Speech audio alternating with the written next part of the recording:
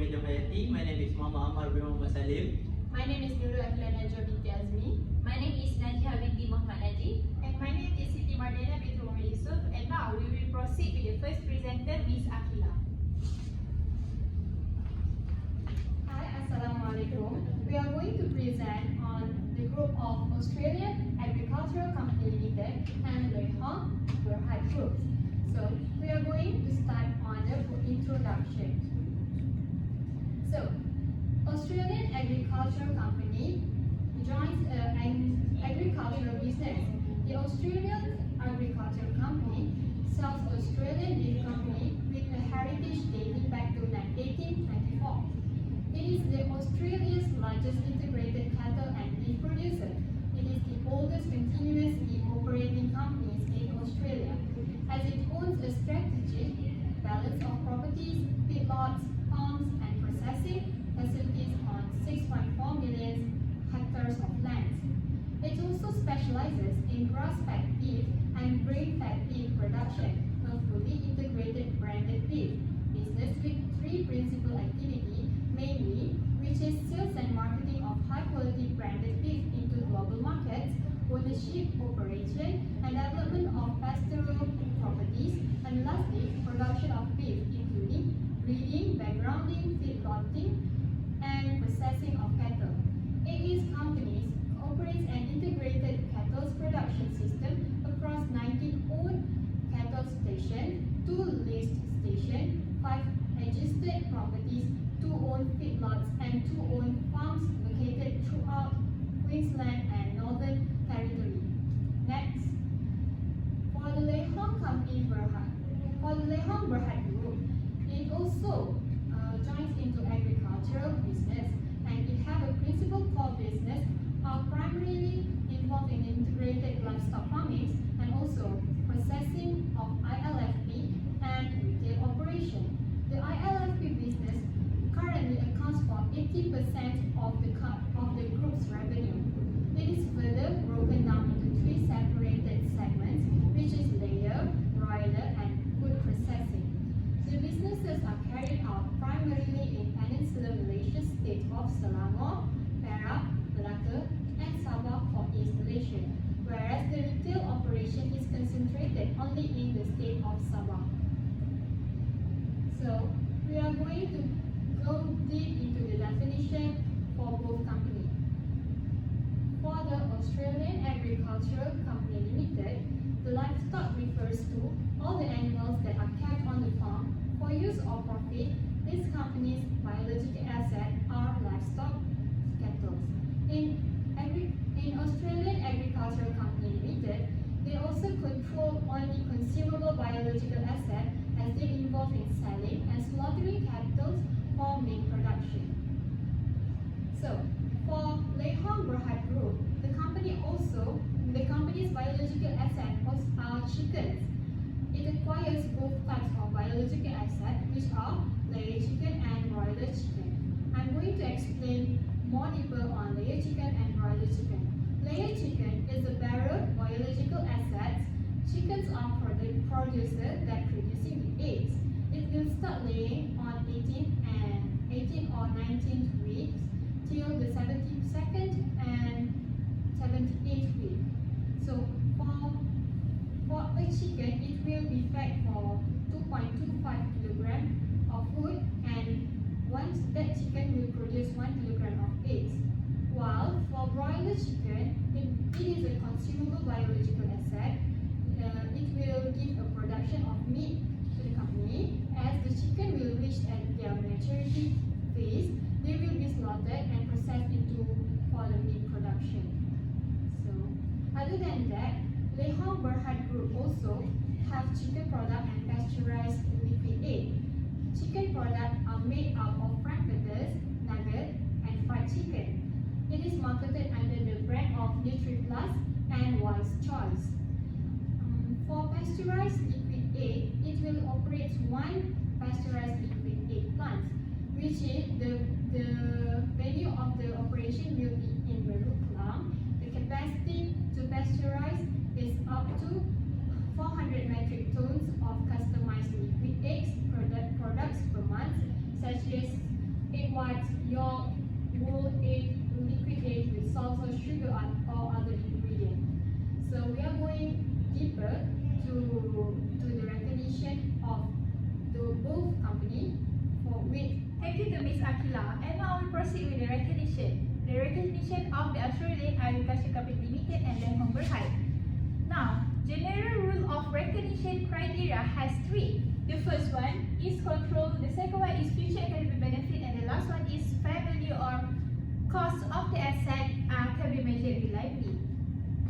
Now, for the Australian Agriculture Company Limited, in this company, the cattle should be recognized as biological asset in the statement of financial position since the company has fulfilled the criteria, the recognition criteria of biological asset, where the company has control over the asset as the result of the past event, where the company has acquired livestock or breeding the cattle as recorded on the SOFP in every financial year.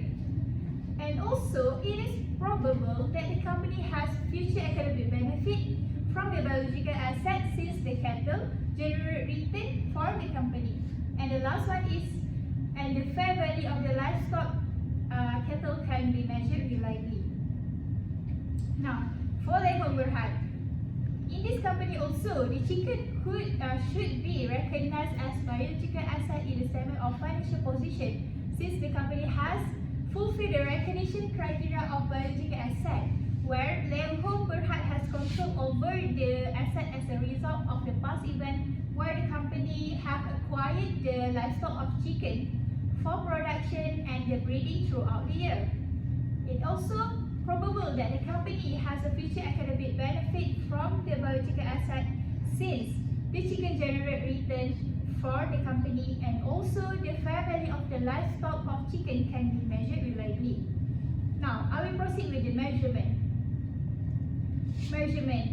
Measurement of biological asset is the initial recognition of the biological asset at the fair value, subsequent measurement at each reporting period, and unless the fair value cannot be measured reliably. And now, I will give to Ms. Najihah to proceed with the measurement slides. Thank you for Ms. Mariana. I will proceed our group presentation. For the Australian Agriculture Company Ltd, the company measures the livestock at the fair value, and the fair value is determined based on the price movement, natural increase, and the weight of the herd. The net increase or the net decrease of the fair value less cost to sell will be measured as expenses or revenue in the company income statement.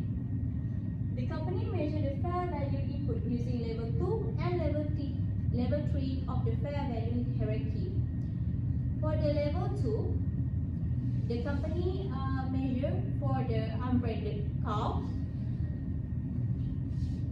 trading cattle, commercial and stock breeding, and for the level 3 for the feedlot cattle. Next, I will proceed with Lehong Berhad. The company biological assets are layer breeder, broiler breeder, and layer. These biological assets are measured at the fair value less cost to sell. In measuring the fair value, Lehong Berhad had considered the usage of discounted cash flow model, the expected number of day old chick, projected profit margin, mortality rate, feed consumption rate, fixed cost, and other estimated costs over the remaining life of the layer, breeder, broiler breeder, and layer.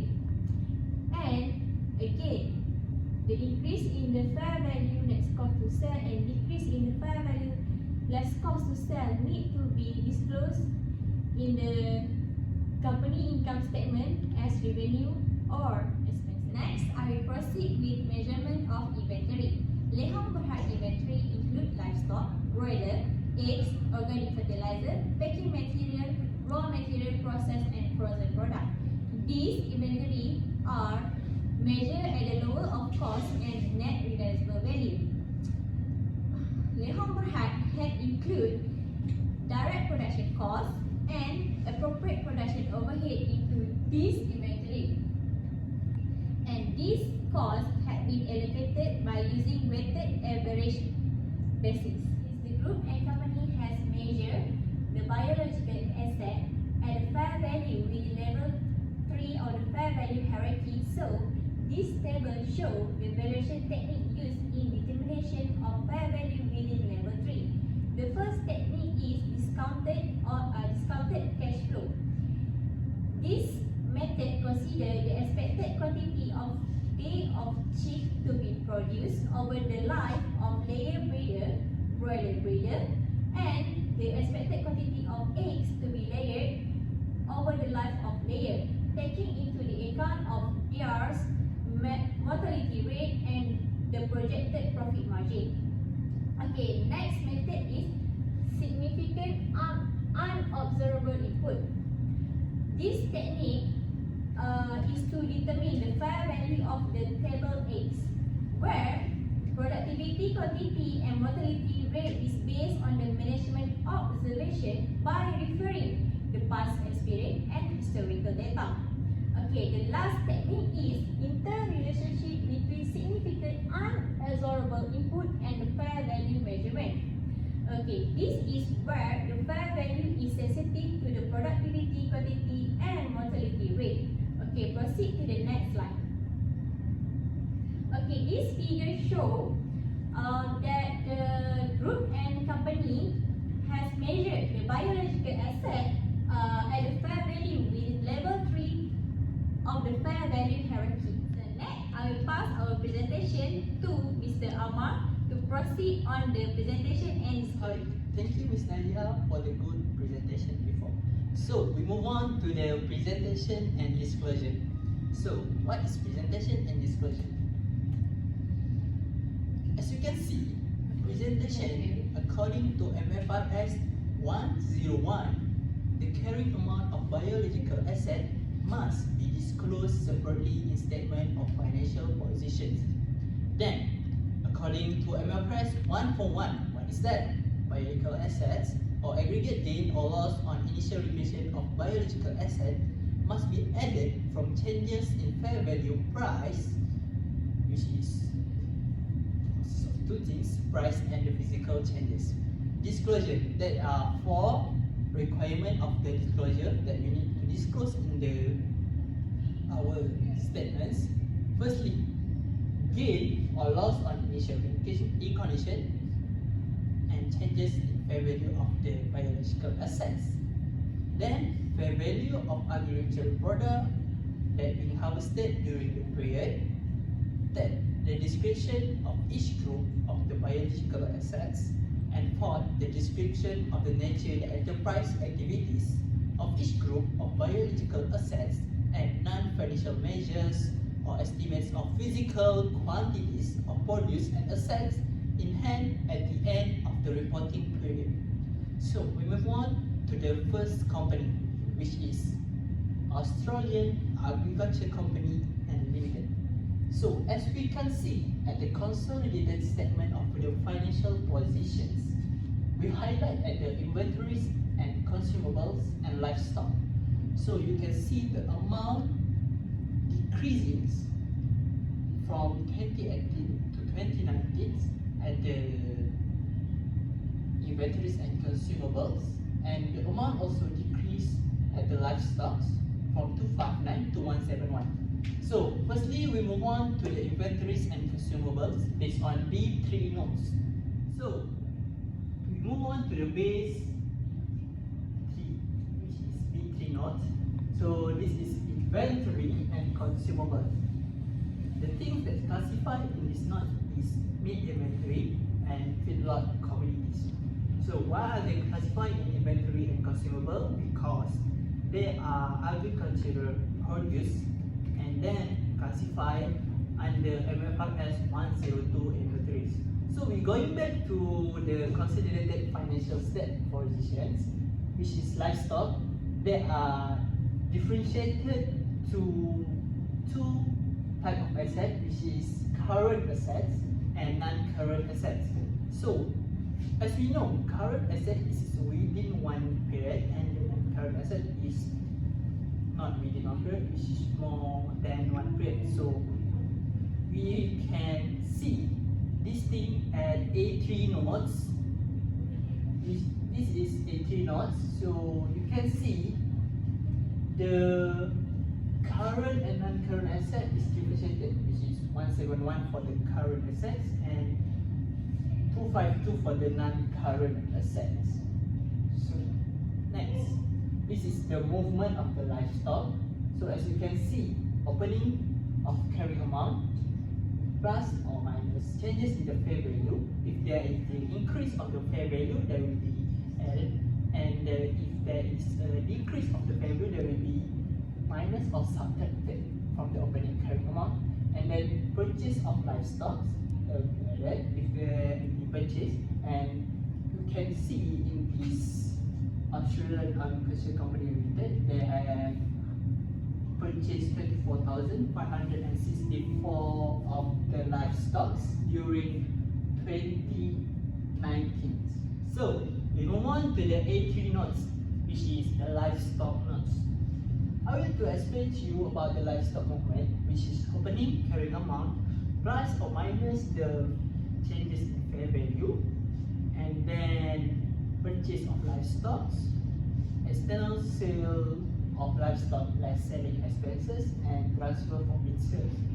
So this is the final amount, which is 423,337, that will be differentiated and segmented to the current asset and non-current asset. As you can see at the top, which is at the year-end period 31st March 2019, they said that the current assets for this company is 171,006 of livestock for the current assets, and for the non-current assets is 252,331. That makes the total livestock, which is 423,337. Then next slide, which is consolidated income statements. You can see this is the revenue by the meat and the cattle sales. They are decreasing a little bit from 2018 to 2019. So what are the things that stated in the income statement, which is revenue minus cost per sale? As you can see, meat sales minus the cost to sales the meat and the cattle, which is cost of meat sold, cost of live cattle sold, and lastly the cattle and feedlot expenses. As you can know that these all are the expenses that we need to deduct from the revenue. Then onerous contract impairment related. After that, as you can see, onerous contract is impairment related to the Livingstone. This is a impairment loss, so that deduct in the income statement.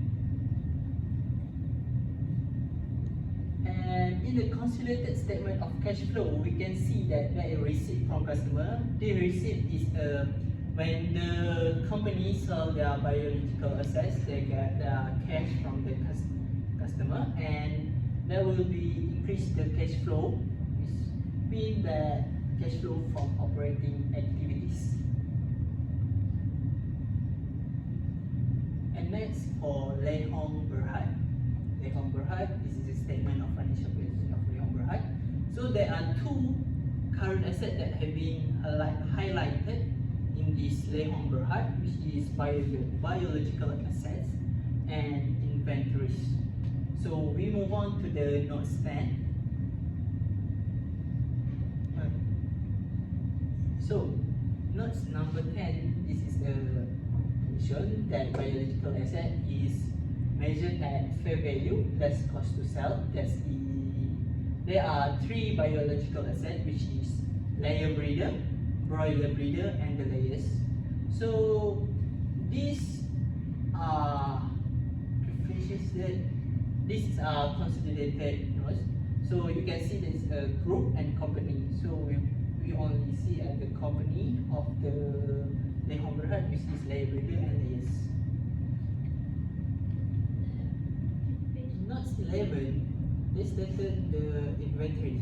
So the inventories, livestock, eggs, raw material, organic fertilizer, processed and frozen products, consumable and packing material, they are stated at lower of cost instead of net realizable value.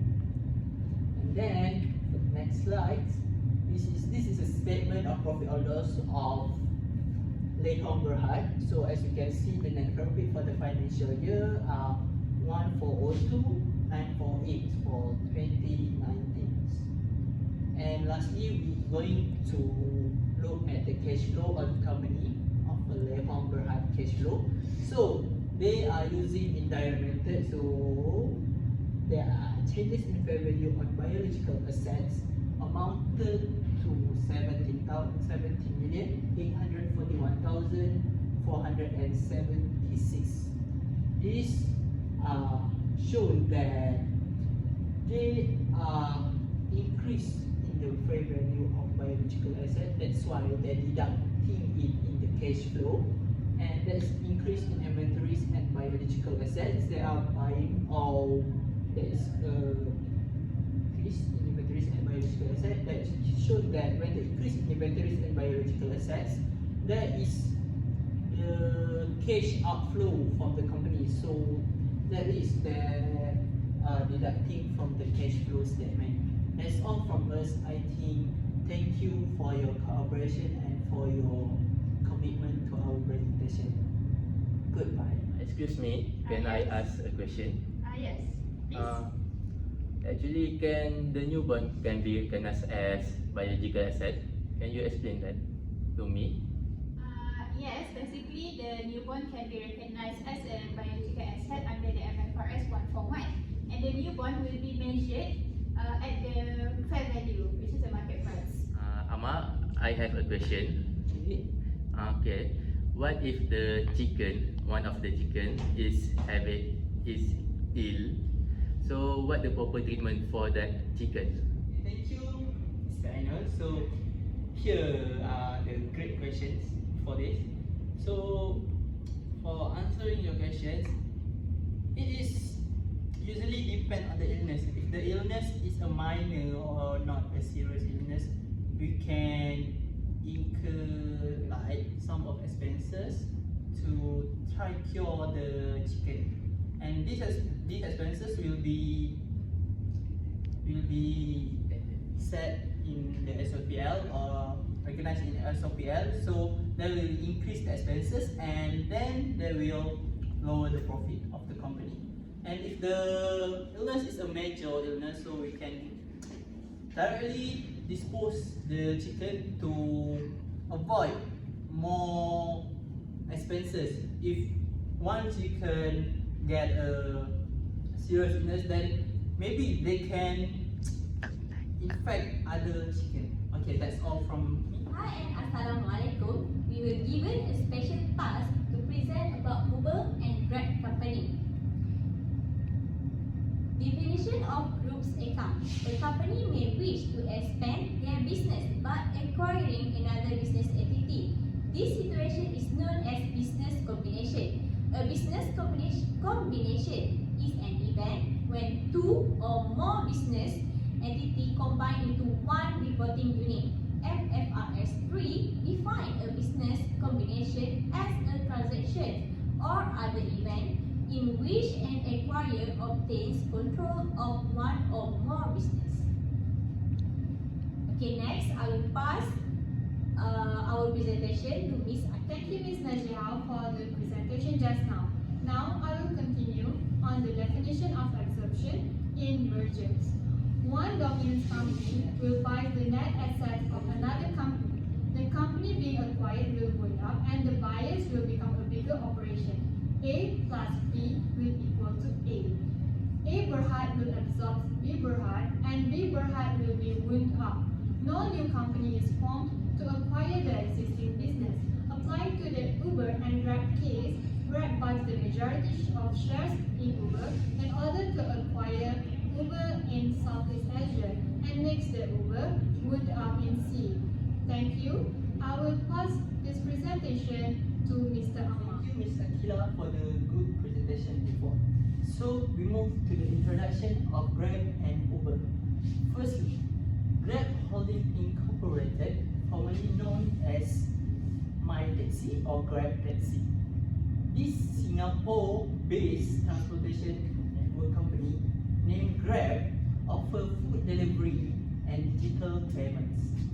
Then, they were originally originally founded in Malaysia, then they transferred their headquarters to the Singapore. So, what do? They operate in Southeast Asia countries such as Malaysia, Cambodia, and etc. So you can see there's a lot of countries that operate. They assign taxis and private hire cars through a location sharing system. Each time the company enters a new market, they buy smartphones for drivers in countries that they expand to, allowing the drivers to pay daily installment for the phones.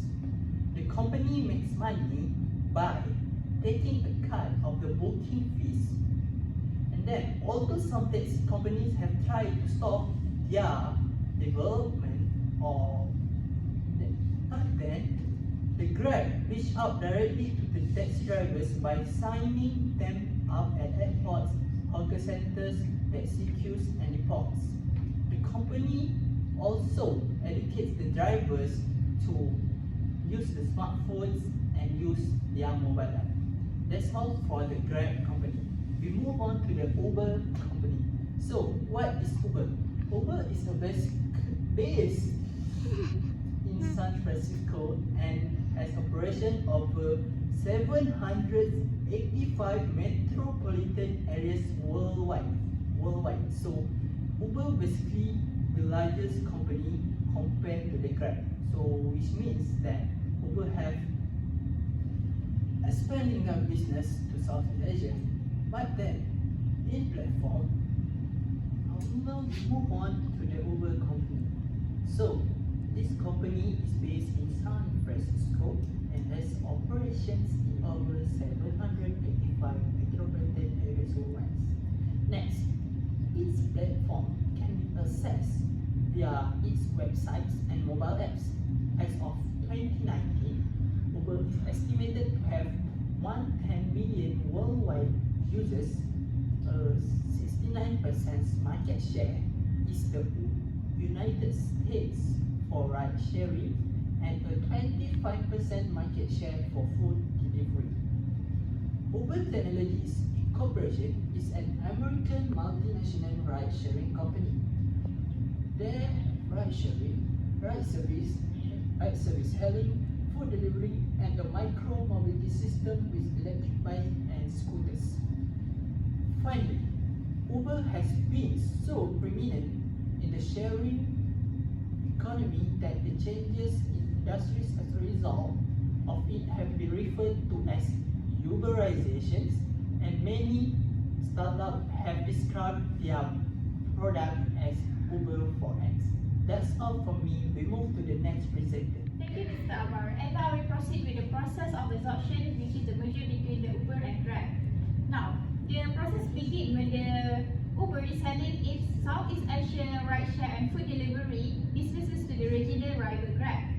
Both firms describe the deal as a win for their passenger, but the analysts warn it could mean higher prices for the passenger.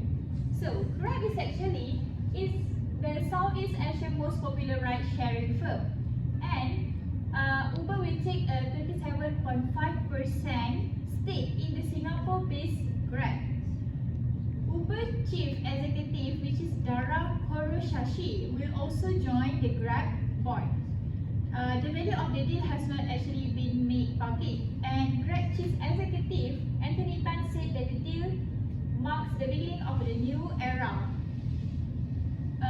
in which the merged business would be better placed to serve the customer. And the Uber